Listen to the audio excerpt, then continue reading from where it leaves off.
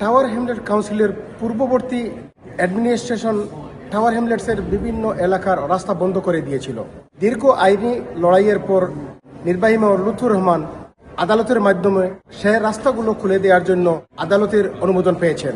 আমার ওয়ার্ডের মাঝে টু অফ দ্য মেইন এলটিএন যেটা রাস্তাঘাট বন্ধ করা আমার ওয়ার্ডও আছিল। একটা আছিল বাউন্ডারি স্টেটও আর আরেকটা হইল গিয়া around Gossi Street and Jesus Street.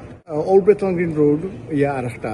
We welcome the decision by the judge that it believes that the council has done no wrong in making sure that the mayor has his executive powers to remove the LTNs through further consultation.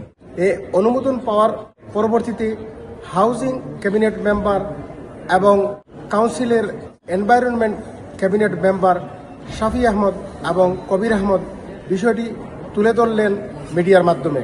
This is a welcoming initiative and we welcome the judge's opinion. Mayor Lutfur Rahman and Aspire যে manifesto আছিল, যে pledges সকল আছিল, আমরা এই pledgeর মধ্যে one of the pledges was to open the roads that were closed by the previous administration through the lower traffic neighborhood scheme. আমরা প্রচুর লোক আছেন ক্যাম্পিং করেন, তারা এরিয়া হলো হামাইতা পারেন না, হামাইলই 60 পাউন্ড ফাইন, 120 পাউন্ড ফাইন, গাড়ি হল বা ইমার্জেন্সি সার্ভিস ভেহিকল হল তারা তুকাইয়া ফাইনাল লোকেশন জিপিএস এটা পিক আপ করে না, যারা ডাইরেক্ট ইম্প্যাক্ট হয়েছে এটাই।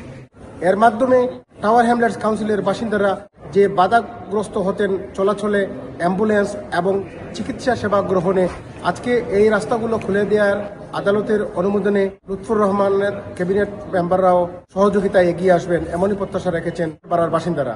টাওয়ার হ্যামলেট কাউন্সিলের হল থেকে চৌধুরী মুরাদ, রূপালী বাংলাদেশ, লন্ডন।